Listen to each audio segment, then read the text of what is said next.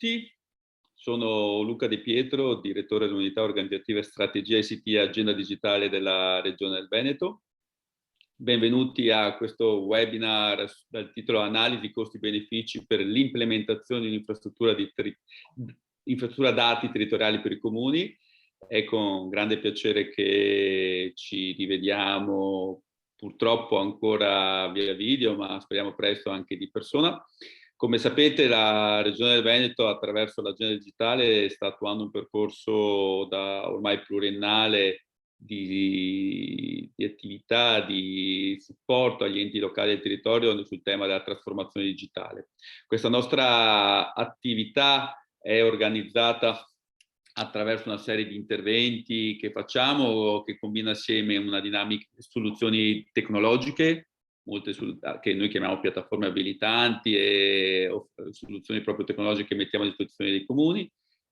Una seconda dimensione rilevante per noi ovviamente è quella dell'attività informativa e formativa, che è quella specifica che riguarda l'incontro di oggi. Una terza attività altrettanto importante con la quale cerchiamo anche di sostenere i processi di cambiamento reali è la messa a disposizione di risorse economiche. Penso soltanto alle ultime due iniziative in ordine cronologico. Una è il bando PORFES da 13 milioni di euro destinata ai SAD e ai comuni per tutto quello che riguarda la razionalizzazione dei data center, la digitalizzazione dei servizi all'interoperabilità, e l'ultima iniziativa di 3,5 milioni di euro messa a disposizione attraverso ANCI Veneto sul tema il fondo innovazione per quanto riguardava l'adeguamento normativo del 28 febbraio scorso e le sue successive evoluzioni per quanto riguarda pagamenti digitali, APIO e SPID.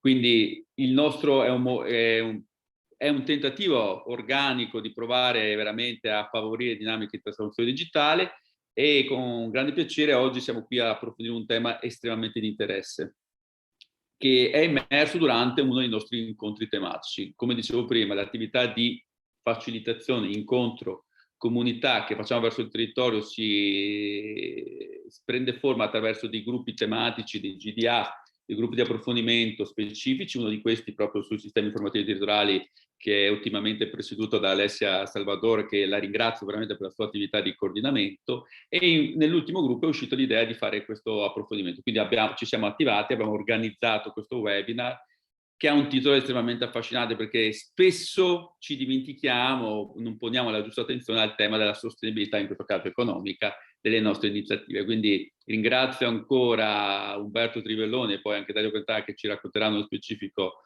il dettaglio sia dell'EDT, quindi della piattaforma che la Regione mette a disposizione, ma soprattutto della sostenibilità di un comune medio del Veneto che ha adottato una soluzione specifica. Dobbiamo continuamente, ovviamente, da una parte guardare con attenzione al tema dell'evoluzione tecnologica, ma dall'altra parte dobbiamo parimenti dotare noi stessi di competenze, informazioni, dati per gestire al meglio questa evoluzione tecnologica.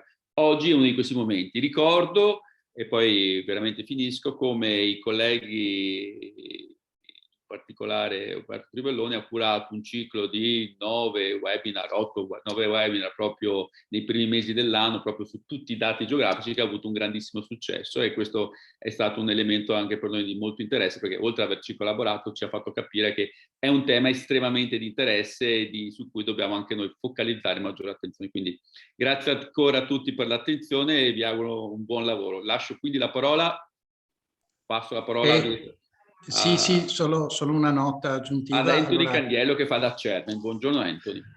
Buongiorno direttore.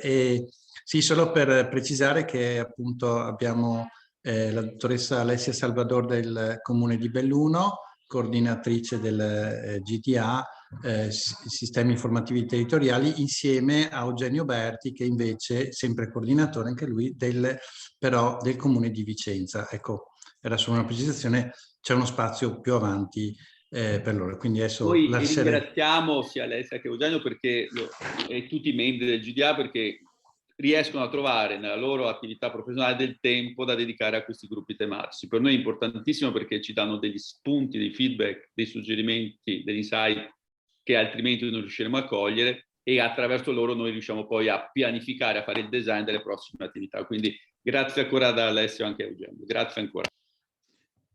Ok, allora a questo punto possiamo dare la parola al dottor Trivelloni. Prego, analisi costi-benefici, quindi questo è il tema di oggi. Grazie Antonio, grazie naturalmente a Luca e ai componenti del gruppo per l'invito, la proposta, insomma, che va nel solco dell'attività appunto che condividiamo da un po' di tempo proprio nel quadro di quanto detto da Luca, dal direttore un momento fa. E io passo subito a condividere lo schermo con una presentazione molto rapida, cercherò di stare assolutamente nei tempi previsti. Prima di condividere lo schermo vorrei precisare che si tratta di una base di ragionamento, diciamo, non è un'analisi costi-benefici sofisticata e fatta secondo i crismi che magari conosciamo ma non sappiamo utilizzare correttamente, però vuole essere in qualche modo uno spunto di riflessione da condividere e poi naturalmente eventualmente da discutere, da approfondire, da estendere a situazioni diverse, ma penso che il tema, appunto, come anticipato prima, della sostenibilità o addirittura della vantaggiosità di determinate iniziative debba essere evidenziato, anche perché è quello che più viene compreso fuori dal nostro ambito tecnico. Provo a condividere lo schermo, scusate un momento.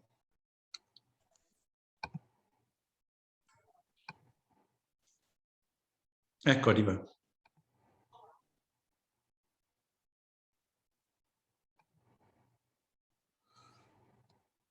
Eccoci. E se ci sono problemi naturalmente vi invito a segnalarmelo. Analisi costi-benefici di una infrastruttura dati territoriali o una SDI, chiamiamola come meglio crediamo, ma insomma direi che abbiamo ben chiaro di cosa stiamo parlando. Chiedo scusa. Ecco fatto, ci sono. Allora, abbiamo chiaramente un approccio generale che si fonda però su un caso di studio, come anticipato pochi minuti fa. Il caso di studio è un caso che in qualche modo riproduce situazioni che conosciamo piuttosto bene anche direttamente per aver collaborato con alcune dei colleghi e amici che sono presenti nel gruppo di lavoro, e in particolare abbiamo fatto dei lavori assieme al Comune di Vicenza, Comune di Schio, Comune di Treviso. Quindi sono realtà che conosciamo abbastanza bene grazie appunto alla collaborazione e all'aiuto dei colleghi. Quindi io direi che quello che io vorrei trasmettere è sicuramente un approccio generale alla questione, però insomma lo riferiamo come numeri, come quantificazione a un caso specifico standard che è abbastanza, come dire, presente nel territorio regionale, tra l'altro quello di un comune di medie dimensioni, parliamo di 50.000 abitanti, circa 50 km quadrati, con una situazione di territorio eterogenea, non soltanto da un punto di vista dell'uso del suolo, no? Quindi spesso capita di avere situazioni chiaramente di centri storici, di zone industriali, di zone residenziali, di infrastrutture, ma anche territori agricoli oppure territori naturali. Chiaramente questo varia in base alla situazione, alla posizione nel territorio regionale, però c'è sempre in generale una condizione di eterogeneità. La cosa più interessante è che l'eterogeneità è anche non soltanto nella copertura e uso del suolo, ma proprio nella tipologia di sviluppo che i nostri centri urbani, i nostri comuni hanno avuto negli ultimi, direi, 40-50 anni. Quindi c'è il forte impatto anche economico di molte attività, l'importanza delle infrastrutture e tutta una serie di ragionamenti che chi cerca di governare il territorio, anche chi cerca di descriverlo, deve tenere in considerazione. Quindi un caso specifico che ci aiuta a mettere in chiaro delle quantificazioni, evidenziare delle quantificazioni, però lo affrontiamo sempre avendo in mente un approccio generale che è quello della sostenibilità e della redditività di determinate iniziative che utilizzano l'informazione geografica. Venendo a noi, prima di vedere i benefici vediamo i costi. Voi sapete, è abbastanza evidente che i costi sono più semplici da quantificare, è molto più difficile stimare quali possono essere i benefici. Anche in questa presentazione vedremo una situazione di questo tipo. Chiaramente per poter mettere in piedi una SDI bisogna avere i dati. I dati devono avere determinate caratteristiche di qualità e, come tutti sappiamo, non possiamo usare piattaforme commerciali per certi tipi di gestione del territorio. Quindi abbiamo bisogno di dati di qualità, qua ce n'è un elenco, non è ovviamente completo, è soltanto come possiamo dire, un'estrazione delle cose che possiamo ritenere principali o comunque più generaliste, utilizzate un po' da tutti, quindi la cartografia di base sicuramente, che adesso è il database geotopografico con scale diverse, che consentono la gestione appunto del territorio nelle sue diverse tipologie. E le riprese aeree, che sono la base per la produzione del database geotopografico, carta di base, che contiene ovviamente, come tutti sappiamo, la presentazione degli elementi fondamentali del territorio. I dati catastali, che è un problema abbastanza, cioè no, molto conosciuto da tutti, sono dati che non vengono prodotti perché già esistono, la problematica è quella di renderli fruibili, dialoganti in qualche modo con il database geotopografico.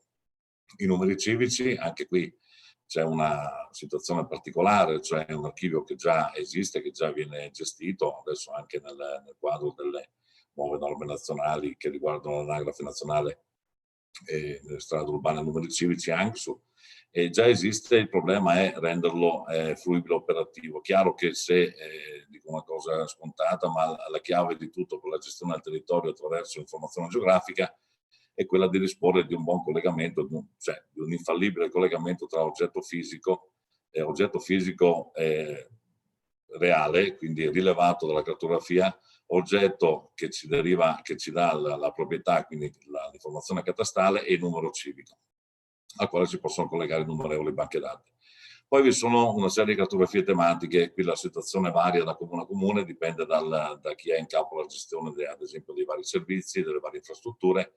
Anche qui vediamo riportato un piccolo esempio. Per sommi capi possiamo stimare che ci vogliono circa 100, qui ho indicato 180.000 euro per realizzare il primo impianto di banca dati. Diciamo che sono anche circa 200.000 euro. Questo è grosso modo l'onere che è necessario per fare un lavoro di questo tipo.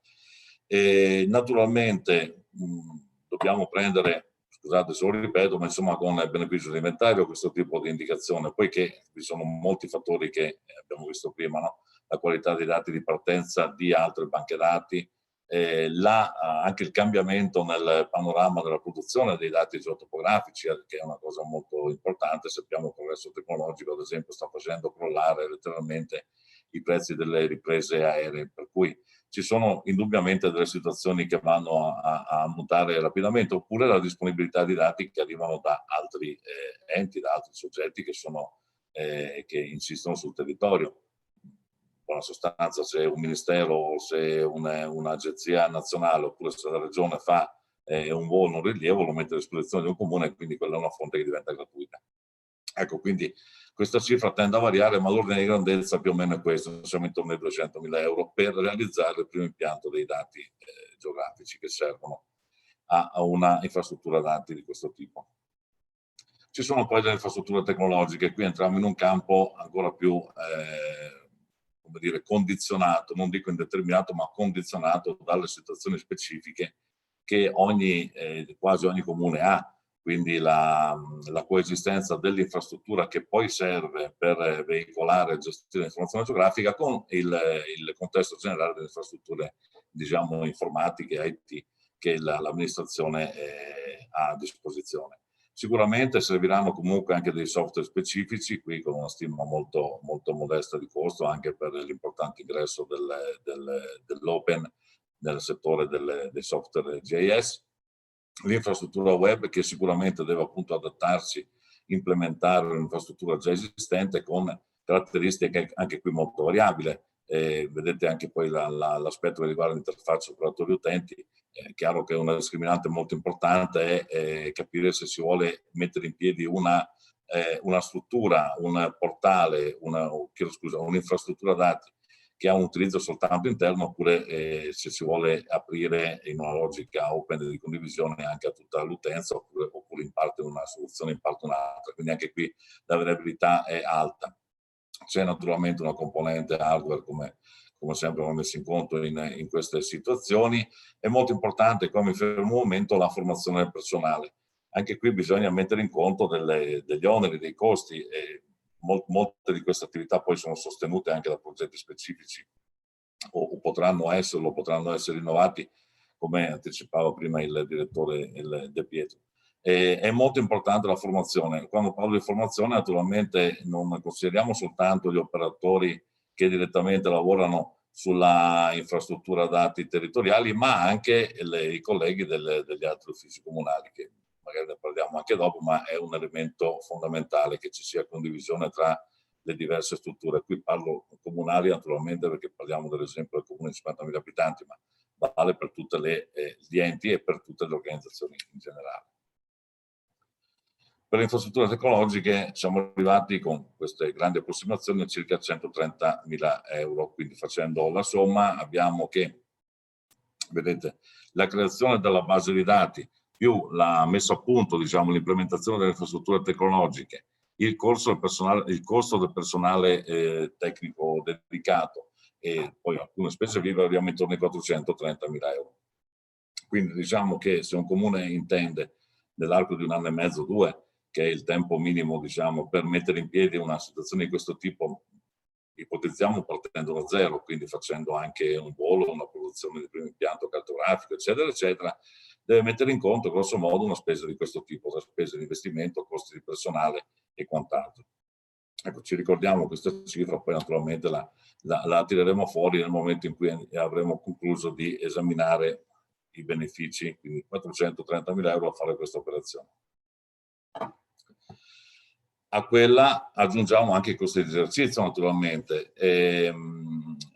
Vedete, io qua lo scrivo chiaramente, questa è una cosa a cui tengo in modo particolare perché purtroppo so che spesso le amministrazioni tendono qualche volta anche la nostra, tendono a sottovalutare questo aspetto, cioè non basta fare un bel sistema, il sistema non va avanti da solo, deve essere manutenuto, aggiornato, implementato, migliorato sempre. Abbiamo degli esempi mirabili anche tra le persone presenti a questo tavolo di azioni svolte nel corso di diversi anni, quindi perché il sistema sia efficace bisogna prevedere un continuo aggiornamento dei dati, ma anche la manutenzione evolutiva delle infrastrutture tecnologiche e la formazione continua del personale dipendente.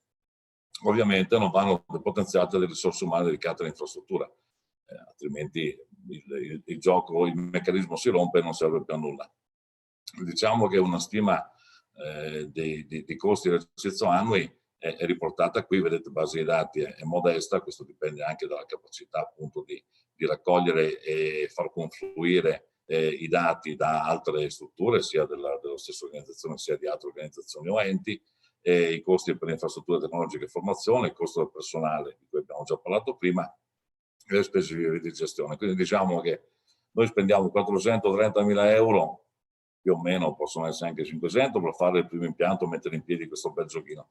Però poi abbiamo circa 150.000 euro all'anno almeno che vanno messi in conto per mandare avanti l'ufficio, la struttura, l'infrastruttura che si occupa appunto dell'SDI. Vediamo i benefici. I benefici li ho divisi in 2 macro categorie. Una di queste sono i benefici per la gestione interna, quindi dell'ente, del comune in questo caso. Quali sono i benefici? Migliore gestione dell'anagrafe comunale, sicuramente, un più efficace governo della fiscalità, possibilità di ottemperare senza ulteriori spese e obblighi normativi, pensiamo appunto all'ANCSU, al SINFI, a altre banche dati richieste dagli organi centrali o anche dalla regione. Monitoraggio del territorio, disponibilità di un sistema adatto a fronteggiare emergenze, qui molti comuni conoscono bene la faccenda, sicuramente la conosciamo molto bene il comune di Vicenza perché l'ha fatta più volte.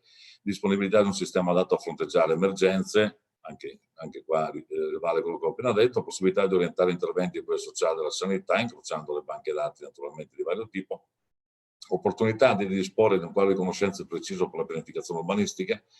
Se io ho una SDI che funziona bene ed è aggiornato adeguatamente, non devo fare gli aggiornamenti speditivi, il quadro conoscitivo quando faccio un PIO, perché praticamente non mi serve, ho già tutto pronto. Il famoso pulsantino, no? Che piace molto ai politici, ai cittadini, un po' a tutti.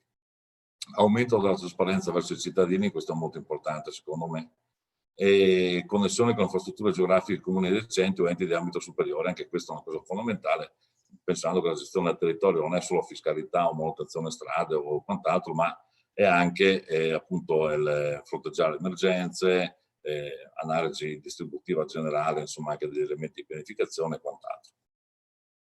Poi la seconda macro categoria sono i benefici per l'utenza.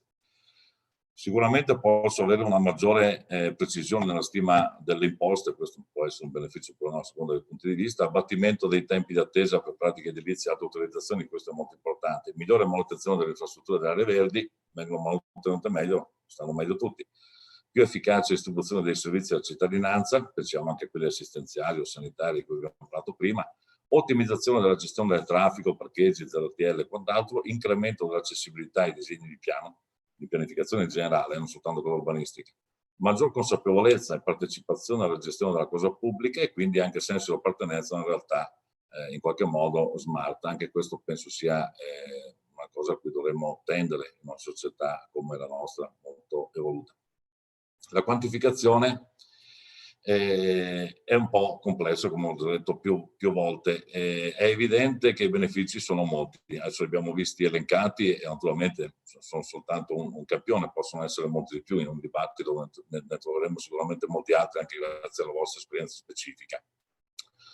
Manca però spesso la capacità di quantificare anche sul lungo periodo. Questo è un altro problema dell'analisi costi-benefici, no? Sempre, cioè i costi uno li vede perché spende subito, i benefici a volte sono sul medio e lungo periodo e quindi diventa ancora più difficile andarli a quantificare. Però ci proviamo e come scrivo qui nel secondo paragrafo possiamo proseguire usando la distinzione che abbiamo appena visto, quindi benefici di gestione e benefici per l'utenza. Nel primo caso i benefici sono misurabili in termini di minore impegno di personale per svolgere l'attività di ufficio, oppure nella minore necessità di dover ricorrere a consulenze per azioni specifiche. Nel secondo, invece, i minori perdite di tempo e i minori oneri da corrispondere ai professionisti per risolvere procedimenti autorizzativi macchinosi. Ok, quindi cominciamo a vedere dove effettivamente ci sono dei risparmi e proviamo anche a quantificarli. La quantificazione dei benefici di gestione è molto semplice, potrebbe dire anche semplicistica, però è una base di ragionamento. Ipotizziamo che in un ente di questo tipo anche soltanto 10 dipendenti ottengono un abbattimento del tempo necessario a completare una pratica pari al 20%. Possiamo quantificare un risparmio di 100.000 euro all'anno. Questo è molto importante, io scrivo questa cosa perché ho sentito un sacco di storie che, insomma, i capelli già sono bianchi, ma lo sarebbero diventati comunque. Se abbiamo un archivio di dati fiscali o di altro tipo autorizzativi geografico ci si mette molto meno. Pensiamo all'esempio clamoroso, dove non è una questione di SDI, è una questione di digitalizzazione non avvenuta in modesta parte. Pensiamo all'esempio clamoroso del bonus del 110% che abbiamo appena visto. Se quantifichiamo il tempo dei dipendenti, le cifre diventano veramente importanti. A questa economia, quella che abbiamo appena descritto sul tempo dei dipendenti, si deve aggiungere il risparmio dovuto alla possibilità di evitare interventi esterni, no? Quindi di analisi, studio, consulenze, che vengono appunto commissionate fuori. Pensiamo ad esempio alla pianificazione urbanistica o ad altre situazioni di onere normativo di questo tipo. Anche qui stimiamo circa 100.000 euro. Attenzione, con questo non voglio dire che bisogna togliere lavoro ai professionisti, però ai professionisti va fatto fare lavori di qualità e non lavori che si potrebbero evitare perché poi sono in qualche modo frustranti, ecco, penalizzanti sia per l'ente pubblico che per i cittadini che per il professionista o la ditta stessa. Vanno infine considerati maggiori introiti fiscali, perché nulla sfugge a un più preciso controllo del territorio. E qui abbiamo una quantificazione che si basa sull'introito IMU di un anno di un comune di questo tipo. Se anche recuperassimo tanto l'1%, arriviamo a circa 100.000 euro. Quindi il risparmio annuo di benefici di gestione, quindi della prima macro categoria che stiamo analizzando, è circa pari a 300.000 euro. Per l'utenza, ci avviamo alla conclusione, così stiamo anche nei tempi previsti, i benefici monetizzabili per l'utenza sono misurabili, come dicevamo prima, in termini di minore investimento per supporti professionisti, eccetera, eccetera. Vedete, tra pratiche edilizie, richieste di concessione e procedure simili, possiamo ipotizzare ragionevolmente che un cittadino su 10 ha ogni anno la necessità di intraprendere azioni di questo tipo. Questo mi sembra una stima abbastanza ragionevole. Alcuni di noi ce l'hanno magari anche più di uno all'anno. Se i servizi erogati da una buona EDT consentono un minore aggravio di anche soltanto 100 euro per ogni procedimento, otteniamo un risparmio di 500.000 euro. Comincia a essere una cifra abbastanza interessante. Analogo ragionamento può essere fatto in termini di risparmio di tempo, ciò significa una più efficace realizzazione degli interventi, come ad esempio più redditizia calendarizzazione dei cantieri.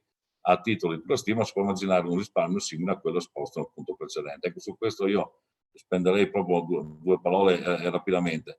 Il tempo che si perde per avere un'autorizzazione, mandare avanti la pratica, sentire il geometra, parlare con i colleghi dei comuni e quant'altro, è una roba tremenda, ma non è tanto la quantificazione del tempo mio, te lo do Umberto, che perdo 2 giorni, 3 giorni, 4 giorni per venire a capo di una faccenda, che in molti casi, o sicuramente non in pochi casi, potrebbe essere velocizzata se avessi i dati più facilmente visibili e recuperabili grazie all'infrastrutturazione geografica. Non è solo il tempo delle mie giornate perse, è che questa lentezza, questo appesantimento, che appunto abbiamo visto estremizzato nel caso del bonus al 110%, alla fine provoca disaffezione, la gente rinuncia a fare i lavori, la gente rinuncia a chiedere l'autorizzazione, oppure si fa, ma si fa con ritardo, per cui la cantierabilità dei lavori viene spostata tutta di una quantità di tempo, non si riesce a distribuire adeguatamente nell'arco dell'anno, quindi certe imprese lavorano meno, lavorando meno si muovono meno persone, si perde la possibilità di fare business, che è una cosa che interessa una società, naturalmente, che deve crescere continuamente. La stima quindi è di circa 1 milione di euro. Arriviamo alla conclusione, quindi costo del primo impianto abbiamo detto 430.000, costo di esercizio anno 150, risparmio anno per l'ente 300.000, e qua mi sono tenuto molto basso, risparmio anno per i cittadini 1 milione. Le conclusioni sono elementari, anche considerando l'ammortamento della spesa iniziale, che come vedete è insomma estremamente rapido, pur considerando chiaramente la spesa, l'onere costante di esercizio, e comunque in tempi estremamente rapidi, anche solo con il risparmio interno dell'ente si va a recuperare la spesa iniziale.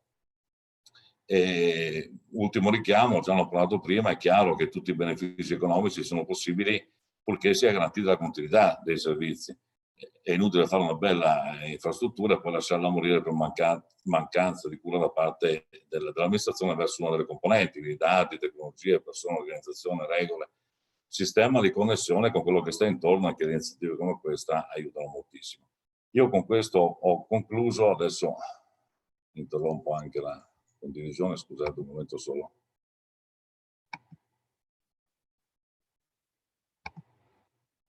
Eccoci. Ottimo. L'abbiamo fatta. Grazie per il tempismo perfetto, ottimo, grazie a Umberto Trivelloni.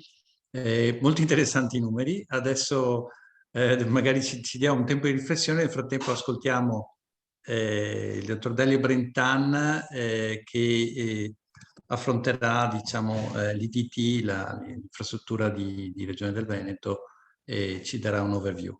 Prego, Delio. Sì, buongiorno a tutti, Delio Brentan. Intanto volevo ringraziare ovviamente tutti i colleghi, in primis Antonino appunto per l'iniziativa di oggi. Quando insieme col collega Umberto abbiamo visto le slide che vi ha appena presentato, alla fine ci siamo stupiti dei risultati anche economici che porta un'infrastruttura dati così come pensata all'interno di una regione o di un comune o di una provincia. Diciamo così, non parliamo delle infrastrutture a livello nazionale, quindi i benefici economici li abbiamo appena visti. L'IDT regionale la conoscete tutti, adesso condividerò lo schermo per farvi vedere un attimo com'è, ma ormai l'abbiamo vista e rivista.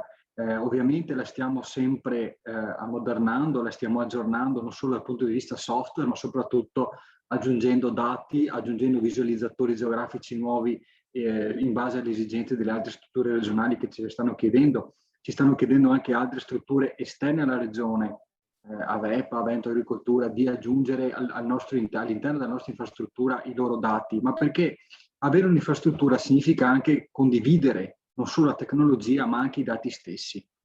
Ci siamo resi conto poi negli ultimi, diciamo così, nell'ultimo periodo, negli ultimi anni, che l'infrastruttura dati non è soltanto il geoportale che adesso vi mostrerò, vi farò una rapida carrellata, ma è anche tutto quello che ci sta sotto. Molti applicativi che stiamo realizzando adesso presso la direzione ICT in collaborazione e su richiesta delle altre direzioni regionali, poi ve ne cito qualcuno insomma, ha come base il dato geografico. Ormai non possiamo più prescindere dal fatto che il dato geografico è un dato di base ed è un dato che è collegato a tutti i dati alfanumerici che ci circondano. Anche i dati ambientali sono dati cartografici, anche i dati economici sono dati cartografici alla fine, geografici per meglio dire, anche i dati amministrativi. Pensiamo ai dati statistici, quanto possiamo elaborare un dato statistico se abbiamo anche la parte cartografica. Stiamo pensando appunto di realizzare un portale statistico cartografico per mettere insieme i dati prodotti dalla direzione statistica con tutti i dati territoriali che abbiamo al nostro interno. Un portale adatto per gli ostacoli al volo, per il soccorso alpino, portale per la gestione delle emergenze, tutti portali che, tra virgolette, non hanno nulla a che fare col dato geografico in sé, ma al loro interno lo contengono, è un dato di base. Quindi le infrastrutture dati, viste così, hanno sia un ritorno economico, come vi ha appunto illustrato il collega Trivelloni prima, ma ha anche un doppio ritorno economico dopo per tutti gli altri applicativi che possono essere interfacciati e utilizzati grazie appunto a un sistema geografico, a un IDT regionale. Adesso provvedo un attimo a... la mia è proprio una chiacchierata veloce per farvi capire e enfatizzare quanto ha spiegato appunto il collega Umberto prima. I costi alla fine sono veramente marginali rispetto agli utili che un comune, una regione, un ente può ottenere. Vediamo se riesco a condividere un attimo lo schermo, eccolo qui. Non so se ecco, si vede, datemi perfetto. Grazie Antonio. Allora, questa ovviamente è l'infrastruttura di base. Quello che ormai viene utilizzato maggiormente da parte dell'utente è sicuramente la visualizzazione da catalogo dei visualizzatori geografici. Questo perché? Perché la gente, sia i tecnici, i professionisti, ma anche i cittadini che utilizzano i nostri portali, ha bisogno proprio di visualizzare il dato, di vedere il dato. Non dico di toccare con mano il dato, una volta si toccava la carta stampata, la carta tecnica stampata, adesso si toccano i dati, è un modo diverso di vedere le cose. Come è fatto un visualizzatore? Ovviamente un visualizzatore è stile Google Like, lo chiamo io, ma solo per essere friendly con le persone, per far capire alle persone che quello che stanno guardando è una cosa che hanno già visto da qualche altra parte. All'interno del visualizzatore geografico possono essere inseriti tutti i dati che ci interessano. Ovviamente abbiamo un catalogo di layer con più di 500-600 layer ufficiali di categorie di pianificazione, li chiamiamo noi, quindi che si passano dai dati di base all'aria, all'acqua, al clima, quindi anche dati ambientali e territoriali, e poi tutto un catalogo di altri dati al cui interno ci sono sia dati di utilizzo, diciamo così, interno alla regione del Veneto, sia dati che possono essere messi da altri enti, da altri soggetti.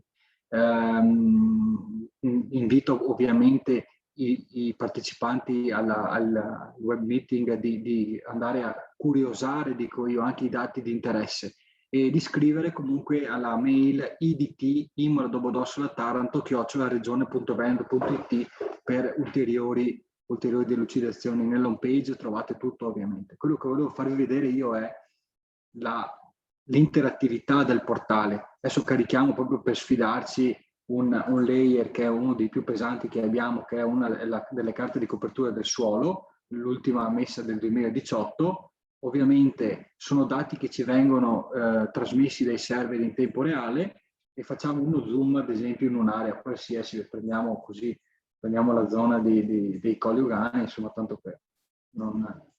Quindi questa è una carta ovviamente fatta con delle codifiche, quindi tutti questi dati hanno al loro interno delle codifiche ben specifiche, sono corredate da metadati. Infatti una delle cose che volevo farvi vedere adesso è il metadato di questa cartografia, perché tutti i dati prodotti dalla pubblica amministrazione, secondo le regole di AGID, quindi il Repertorio Nazionale dei Dati Territoriali, sono corredati dai metadati. È una sorta di carta di identità del dato, okay, che ci spiega chi l'ha fatto, dove è disponibile, in che licenza è. Ecco, prima che mi dimentichi, tutti i dati pubblicati nel geoportale della Regione del Veneto sono in licenza aperta, CC BY o IODL 2.0, e quindi sono anche dati a disposizione dei cittadini, dei professionisti, anche per fare business. Basta citare la fonte, ovviamente. I nostri dati non sono a pagamento e non sono neanche con licenza chiusa, quindi tutti possono utilizzarli, basta citare la fonte. Ovviamente con i dati possono essere interrogati, se io clicco sopra un punto, ma questo è banale, insomma, mi dice che tipologia di dato sto andando a ricercare.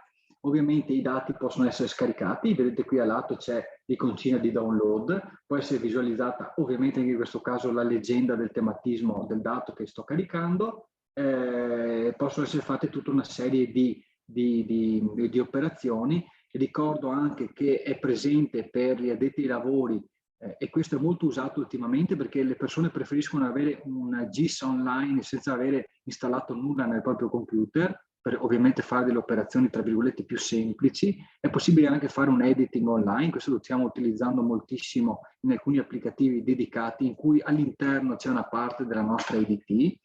È possibile ovviamente fare le classiche stampe, perché sono ancora persone che hanno necessità, ma ovviamente è giusto che sia così, di fare la stampa del territorio di interesse. È possibile anche in questo caso fare il download del dato per area. Mi interessa ad esempio un pezzo di un comune o un pezzo del tematismo che interessa più comuni, posso fare la mia intersezione, fare il mio download e poi elaborare i dati che mi interessano appunto a casa. È possibile anche fare, e questo ci sta tornando utile per le valutazioni di impatto ambientale, il caricamento temporaneo di file. In questo caso, se io ho un progetto, adesso faccio un esempio, la produzione di una nuova fabbrica, di un nuovo depuratore, di un nuovo impianto che deve essere sottoposto a valutazione di impatto ambientale, il proponente può direttamente nel nostro portale caricare, diciamo, il contorno, l'area del progetto di interesse e controllare se c'è ad esempio un vincolo o un sito Natura 2000 o altro. Insomma, io vi ho fatto,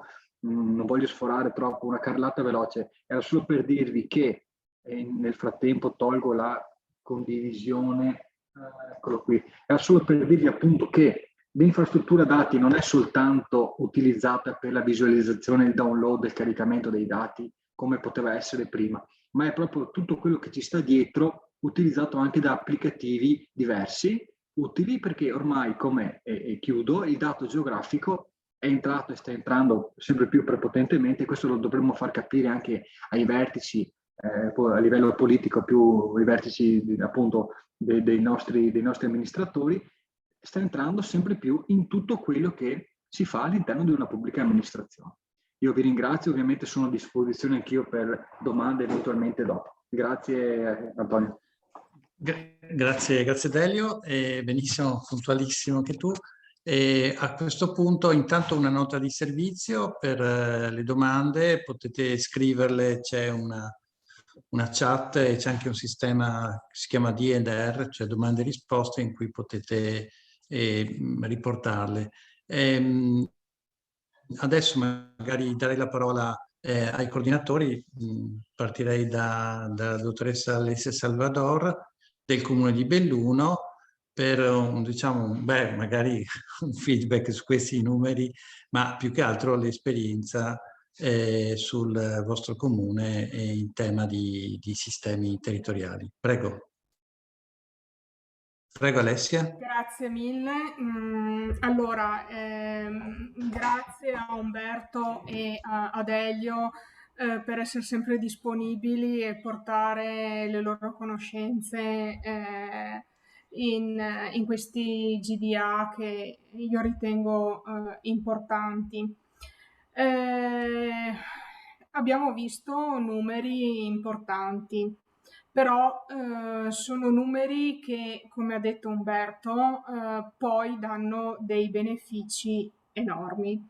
Questo bisogna farlo capire ai nostri amministratori, purtroppo, perché non tutti lo capiscono. Si fermano ai costi iniziali, così tanto costa, no, ma perché loro vedono solo le uscite e non vedono le entrate. Io nel mio ente, Comune di Belluno, sto tentando di far capire che i costi non sono dei costi ma sono un investimento e bisogna guardare il total cost of ownership, quindi sia le entrate che le uscite. E le entrate a volte non sono quantificabili o vengono sottostimate. Nel mio ente Comune di Belluno, abbiamo un sistema informativo territoriale dal 2006 e dal 2015 stiamo utilizzando un portale WebGIS in cui possiamo fare anche editing, in cui abbiamo circa 200 strati informativi e penso che per un comune 200 strati informativi siano parecchi. Abbiamo il portale diviso in sezioni, c'è quella per i tributi, c'è quella per l'urbanistica, c'è quella per il patrimonio immobiliare, c'è quella per la protezione civile, emergenze e poi ne abbiamo una generale a cui accedono i vari utenti a richiesta, giusto per salvaguardare la privacy e il trattamento dei dati dei vari uffici. Secondo me, per l'esperienza che vedo qui nel mio ente, il sistema informativo territoriale sta diventando fondamentale, uno strumento fondamentale per il supporto alle decisioni dell'amministrazione. È vero che il Comune di Belluno non ha cartografia aggiornata, quindi partiamo leggermente zoppi, però con i 200 strati informativi io vedo che gli uffici hanno dei grossi benefici. Ogni tanto faccio manutenzione quando sono costretta in orari lavorativi e mi accorgo che i miei colleghi mi chiamano e mi dicono: ma Carto non funziona? Perché Carto è il nostro portale. Carto non funziona perché io devo fare delle ricerche. Ecco, quindi questo mi fa piacere perché vuol dire che viene utilizzato. Poi l'esperienza che ho io è di aver trovato un partner tecnologico molto competente, che ci supporta nelle decisioni e ci aiuta anche a trovare la soluzione migliore. Molte volte io lancio un'idea, l'ultima è di un mese fa. Ho detto, io ho un vecchissimo applicativo di pratiche edilizie degli anni ancora 60, 70, 80, ho bisogno di portarle in cartografia. Paf, 10 giorni e le pratiche edilizie erano in cartografia. Questo ci serve soprattutto per il bonus 110% che c'è adesso, perché il nostro ufficio edilizia sta collassando con tutte queste richieste di accesso agli atti. Poi nel 2006 una delle prime cose che noi Comune di Belluno abbiamo fatto è stato digitalizzare la numerica civica. Quindi sono già parecchi anni che noi in cartografia abbiamo questi numeri civici e penso che questa sia stata una delle cose fondamentali che abbiamo fatto come Comune di Belluno. Secondo me bisogna spingere un pochino sulla parte politica, ecco, perché non prenda paura dei costi, come ho detto all'inizio. Ecco, grazie. Grazie Alessia, molto sentita anche questo intervento. E tra l'altro qualcuno ci chiedeva nella chat se sarà disponibile, e lo sarà, la registrazione di questo incontro in modo che possano eventualmente mostrarlo ai loro amministratori per fare o impostare un ragionamento. Senz'altro sì, come di prassi noi appena completato l'incontro metteremo a disposizione e i materiali e la registrazione di questo breve webinar. Darei la parola adesso a Eugenio Berti, Comune di Vicenza, che magari ci porta anche un suo feedback invece sulla realtà del vostro comune. Prego Eugenio. Grazie Antonio, ciao a tutti. Condivido certamente quello che ha detto Alessia poc'anzi riguardo all'interessamento dei politici, perché quello è uno dei punti deboli di tutto questo discorso. Voglio aggiungere alcune note positive all'analisi che ha fatto Umberto prima, in base alla nostra esperienza naturalmente. Entro subito nel tecnico. Per quanto riguarda i costi stimati di base, la parte del GeoDBT di 60.000 euro. Ecco, questa parte qua potrebbe essere gratis, perché noi stiamo sperimentando un'infrastruttura dati già pronta e predisposta per ricevere dati da distribuire gratuitamente in riuso o in riuso ai comuni che ne fanno richiesta. Comuni medio, piccoli, grandi, non ha importanza. Siccome la logica che comanda questo tentativo, di questo esperimento, è quella che noi comuni siamo soggetti tutti alle medesime regole, al medesimo territorio e al medesimo modo di utilizzare il territorio all'interno di un'infrastruttura dati. Quindi l'infrastruttura dati per forza di cose come base deve essere uguale per tutti, non ci può essere un comune che ha un IDT per conto suo e gli altri no.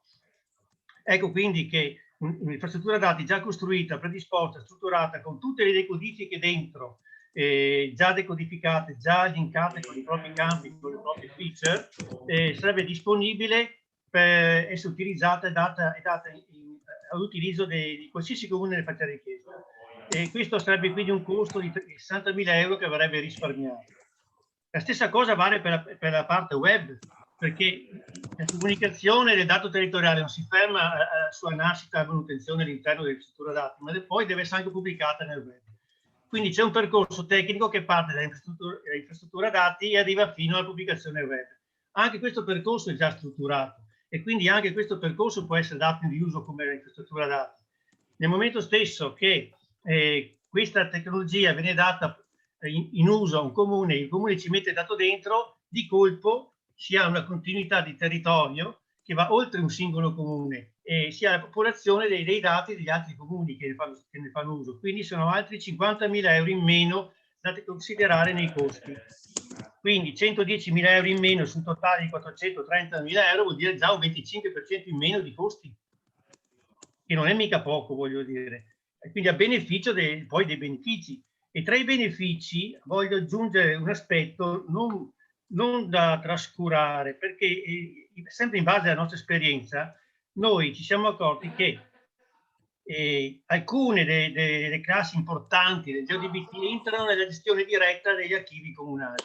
Cosa vuol dire questo? Vuol dire, pensiamo ai numeri civici, ma non solo, alle strade, al patrimonio comunale, al verde pubblico. Sono tutte categorie di lavori che attraverso la gestione che permette anche il GeoDBT permette un risparmio di tempo, di stime, di contabilità, di pagamenti e di gestione in genere delle manutenzioni che non mica da poco conto.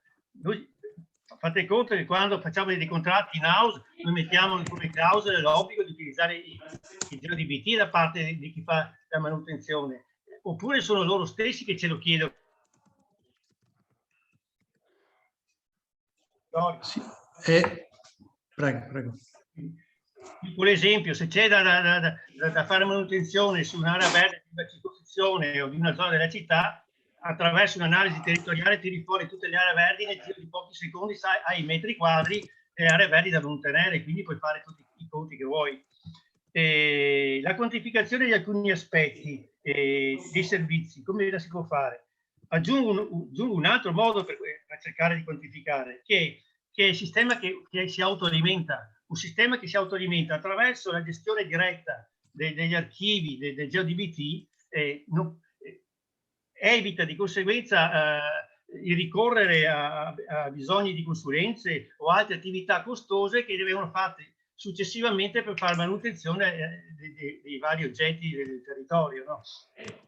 Concludo dicendo che anche il rischio di morte per incuria o per dimenticanza che può incorrere chi parte da zero con GeoDBT viene meno, anzi si annulla se c'è un sistema che si autoalimenta da solo.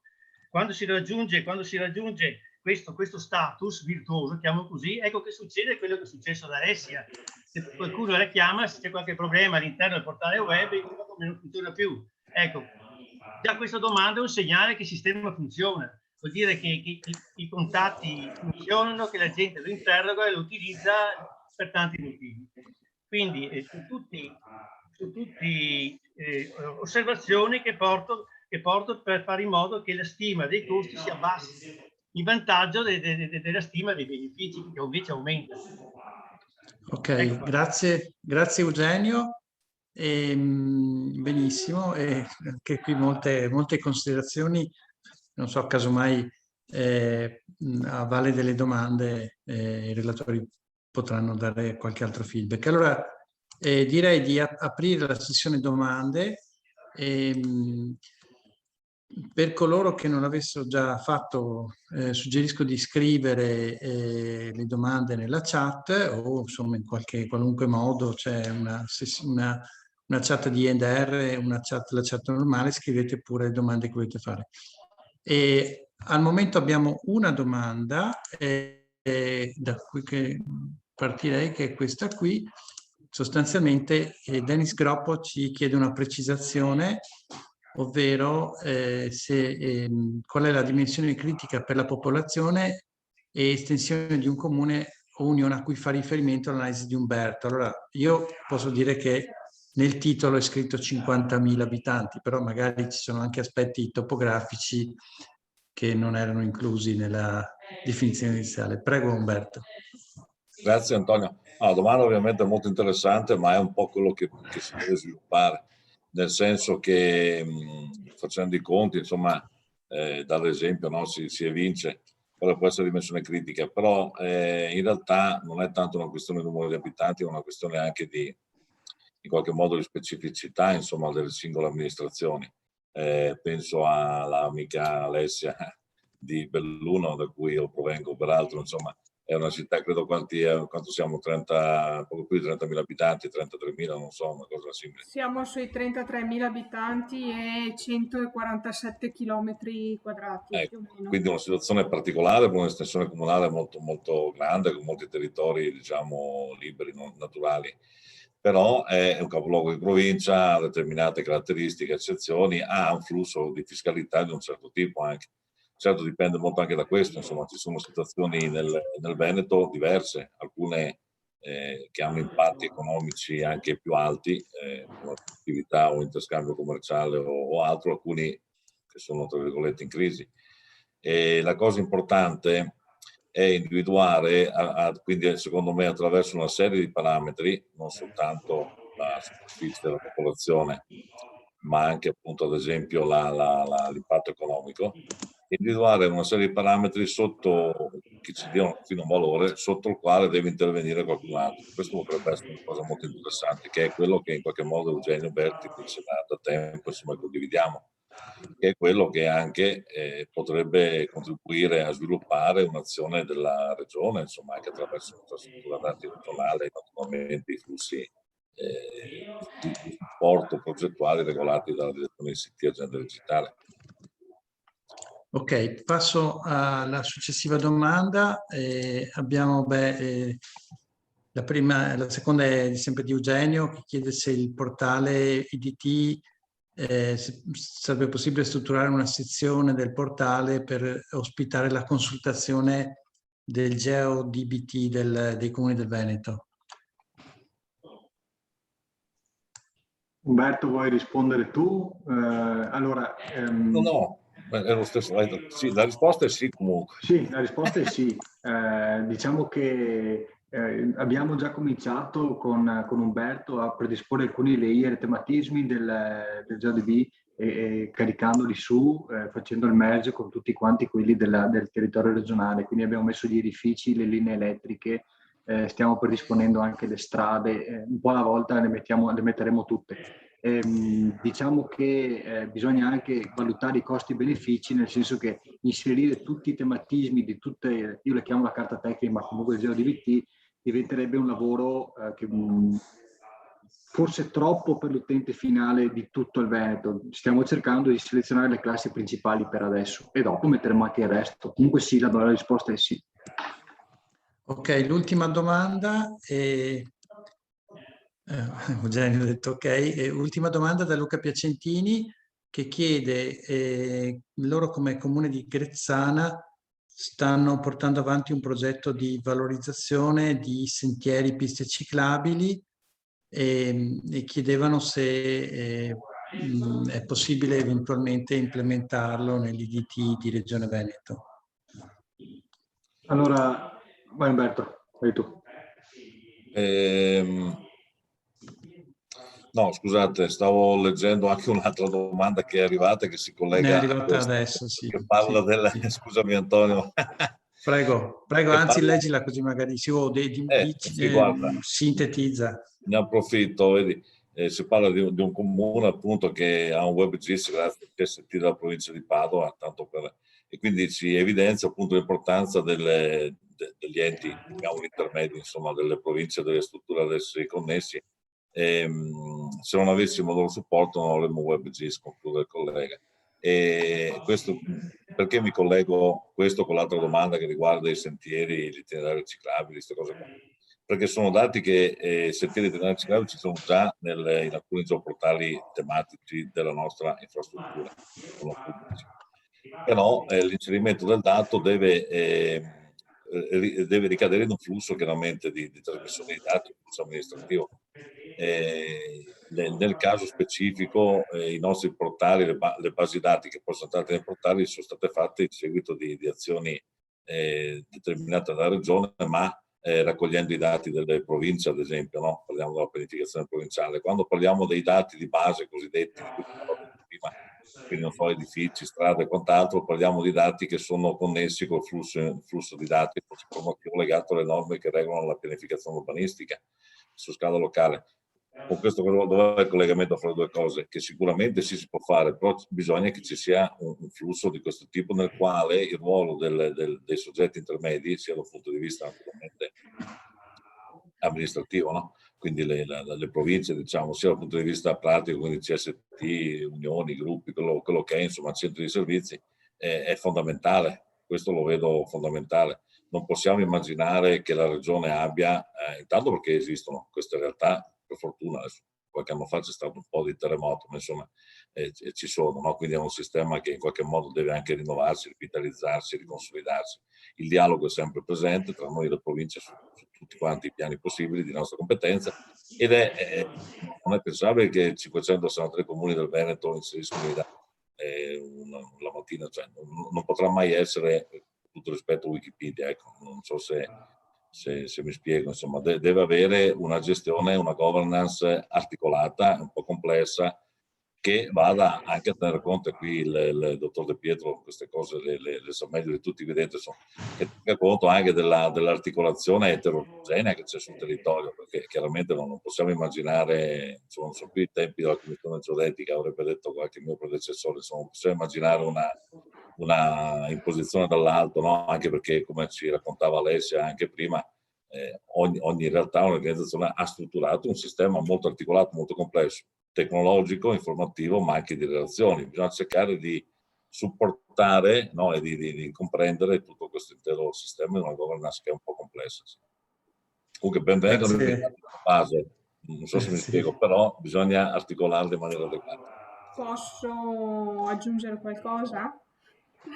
Noi per esempio con il nostro geoportale abbiamo sia la parte a disposizione dei nostri uffici e una parte l'abbiamo messa anche a disposizione dei cittadini e abbiamo un paio di sezioni che vengono consultate costantemente, tra cui piste ciclabili, percorsi storici del centro, una palestra urbana e le zone del centro, le zone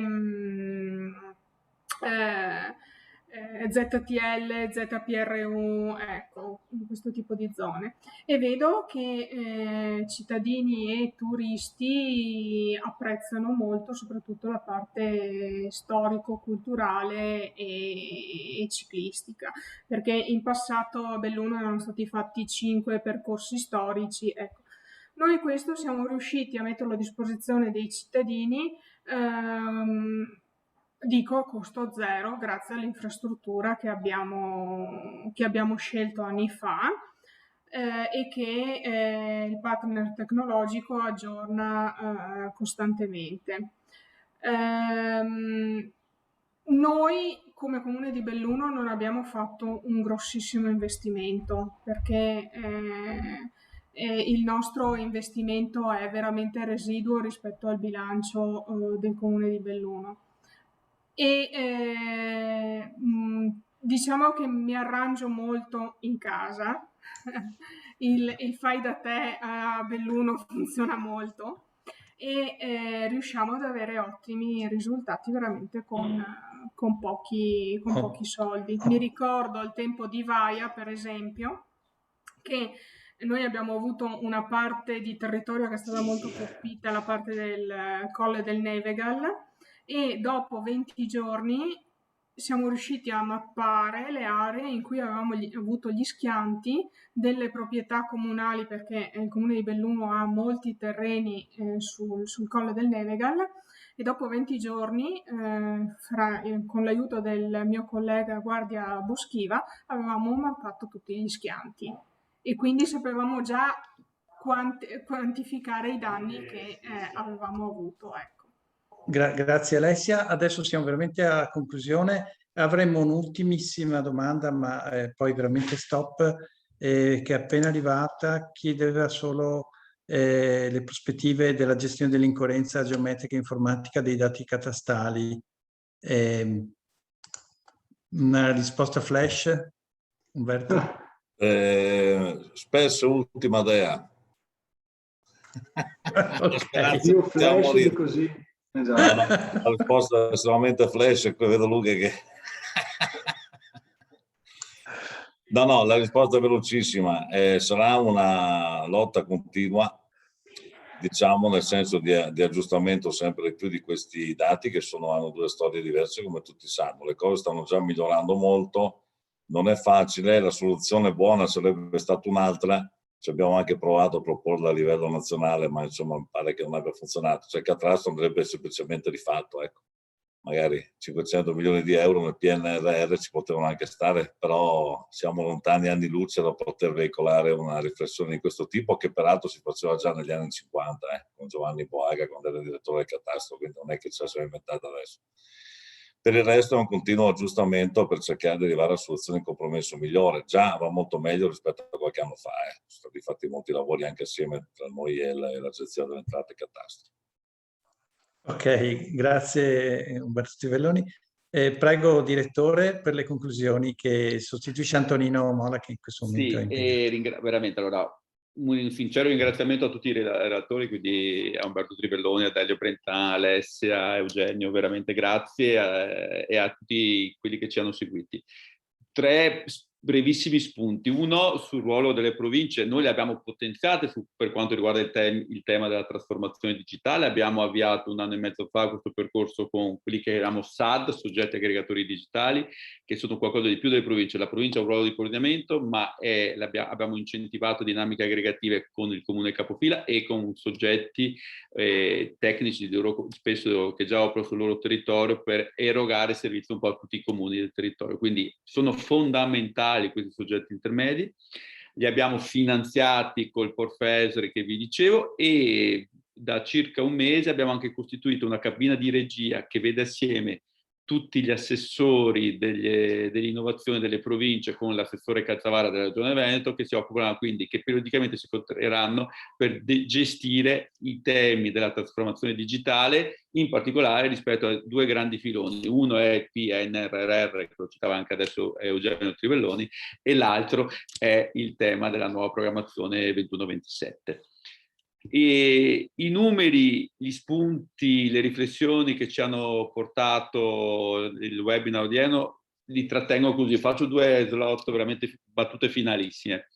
Non è tanto 100.000 euro in più, 100.000, sono tanti, però il tema è dobbiamo iniziare veramente a ragionare sul tema della sostenibilità economica sempre in ogni iniziativa che facciamo, perché questo è un elemento non tanto per sapere se il numero è positivo o negativo, ma un elemento importantissimo per capire la dinamica di questo progetto.